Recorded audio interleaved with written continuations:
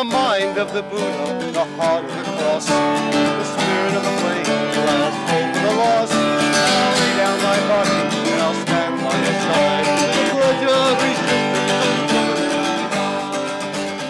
I think music can take from everyone, articulate, and then return it to them in a way. And it becomes a focal point. It becomes a way to bring people together, not just through, we have talk and we have rhetoric, but when you bring the arts into it, you bring in the essence of our creativity and our humanity into it. And I think that impels it forward.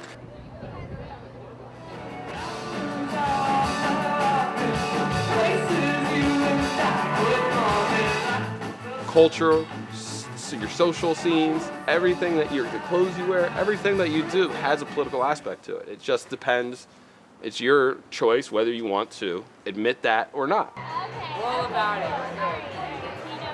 We're actually getting out there and talking to people and meeting people face to face and trying to promote our cause that way. And we're really getting in touch with the Philadelphia community and the surrounding areas through our 5 shows, especially with the youth. Make sure you get out and vote on November 7th. Have a great night. Enjoy yourselves tonight. So basically what Music for America would do is they would go to concerts and talk to young people at concerts about politics and try to sign them up for an email list and just register them to vote. Well, basically, I was in the Student Center at Temple University, and I was wearing an Owen t-shirt that I had gotten at an R5 show, just a few days before that. Alex had his little table set up with his Music for America stuff, and that was when he was just starting, and he was just trying to get volunteers.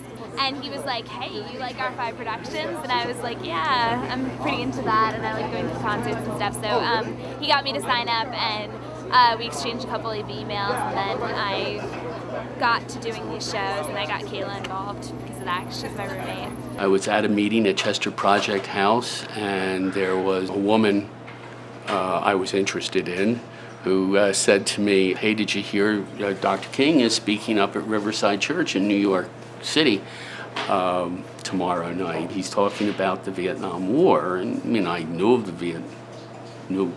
the Vietnam War. I was approaching my 18th birthday and knew that something was happening, but so she said, "Why don't we go?" And of course she could have said, "Why don't we go to the movies?" And I would go on to the movies too.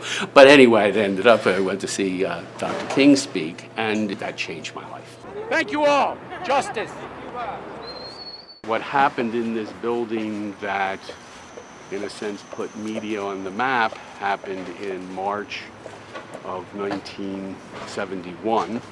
Oh, Jesus, it's still the same. Of course, it's been more than 25 years since I've even been here.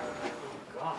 This is new, this area here. This was further back, and that was the Army recruiters. Solid door. Right here was the FBI office. People crowbarred open the door, went in and took the files and mailed them to various newspapers. And of course that was evidence of the widespread surveillance and intimidation of anti-war and civil rights activists, black activists. And this was the draft board. We had planned a blockade of this entrance, and we were in front of the doors, and they would come in and start throwing us. This agent, John Daniel Glasgow, picked up a woman who was part of this, a woman who worked for the Quakers locally, a woman who at the time was in her latter 50s, and picked her up by the hair and started to call her names and kept shaking her by the hair. One of the participants, Vinton Deming, who worked with this woman on this Quaker project, got underneath him and sort of just came up between him, and he let go of her, and he took Vint, and he smashed his head against this wall. All she kept saying was, "God forgive him, he does not know what he's doing. God forgive him, he does not know what he's doing." He took this rather large fellow, Will Stanton, and threw him up against the door, and it broke. He ended up picking me up. I was a lot skinnier at the time, and he sort of threw me, and my head hit the wall in there, and I went unconscious. At the time when he was shaking her, I must confess that I wanted to hit him. I wanted to hit him real bad. But all I kept hearing her say was, "God forgive him, he does not know what he's doing. God forgive him, he does not know what he's doing." And then I realized, oh, is that what it meant? Is that what nonviolence means? Forgiveness. Bush won't listen.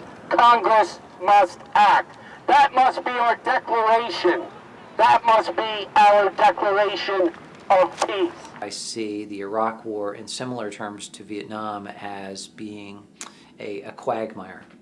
It's the sinking sand, and we're in the process of simply repeating that mistake in those terms, in cultural terms, in believing, arrogantly believing that we can change their society for the better, that we can transform their society into a democracy, an American-style democracy. The Vietnam War forced you to make a choice. It wasn't a matter of you chose, you had to. You had to make a certain decision. You had to make a decision as to whether or not you would cooperate, whether or not you would evade, or rather, in my case, whether you would resist. You know, people our age tend to kind of forget almost that we're at war because it's not really affecting us here at all. I mean, there isn't a draft.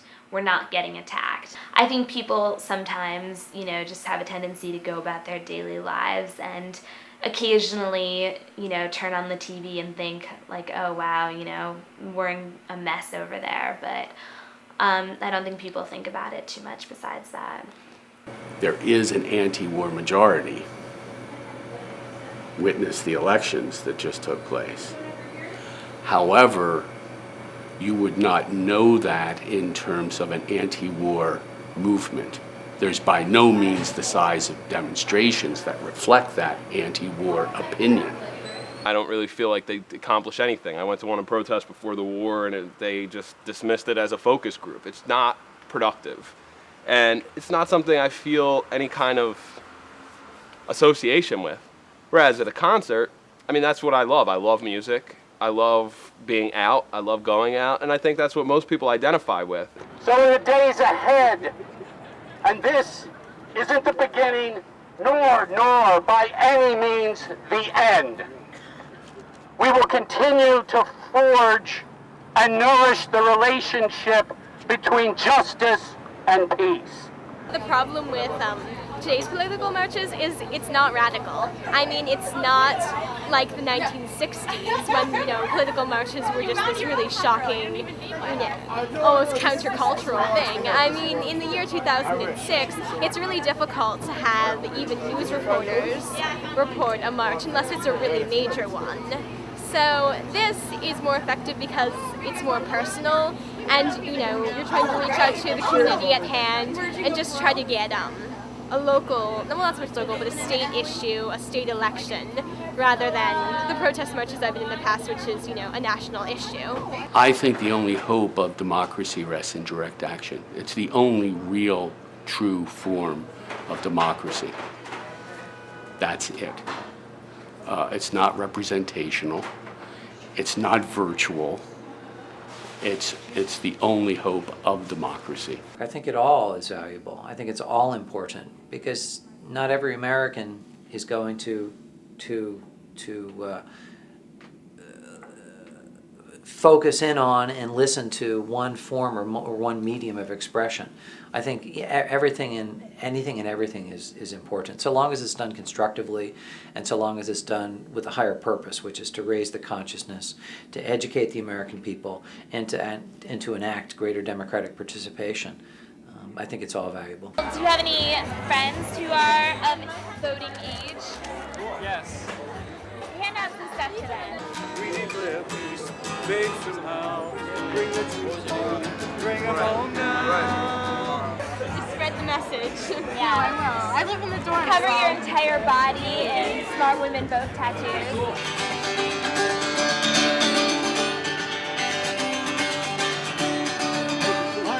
Decorate yourselves for the occasion. Oh my gosh, I love these. Pledge of resistance until the day I die.